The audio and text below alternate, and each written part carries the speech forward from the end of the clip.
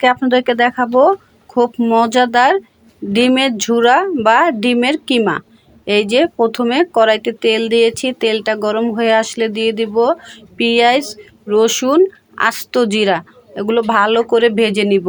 এই যে এগুলো হচ্ছে মশলা, তেজপাতা, দারচিনি, এলাচ, লং দিয়ে ভালো করে তেলের সাথে ভেজে নিব, তাহলে মশলার গ্যারানটা খুব সুন্দর বের হবে।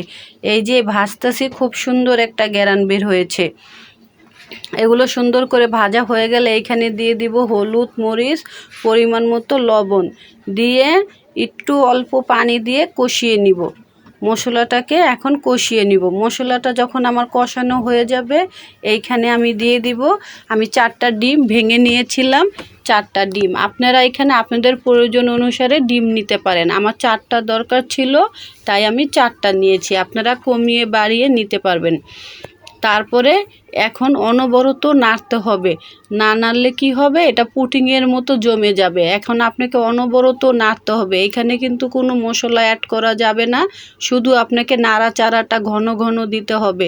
দেখেন কত সুন্দর করে আমি নাড়তেছি, অনবরত নাড়তে হবে, নইলে নিচেটা পুড়ে যাবে আর পুডিংয়ের মতো জমে যাবে। এই যে নাড়তে নাড়তে এখন এখানে হাফ চামচ চিনি দিয়েছি। চিনিটা আপনার জন্য অপশনাল, চিনি দিলে তরকারির স্বাদ বেড়ে যায়। দেখেন আমার ডিমগুলো কত সুন্দর ঝুরা ঝুরা হয়েছে, একদম কিমার আকারে হয়ে গিয়েছে। আপনারা যদি আমার রেসিপিটা ভালো লাগে বাসায় ট্রাই করবেন। একদিন গরম গরম ভাতের সাথে খাবেন বা রুটি পরোটার সাথে খাবেন, তা খেয়ে বলবেন আমার রেসিপিটা কেমন হয়েছে। ভালো লাগলে কমেন্টে জানাবেন। সবাই আমার পাশে থাকবেন। আল্লাহ হাফেজ।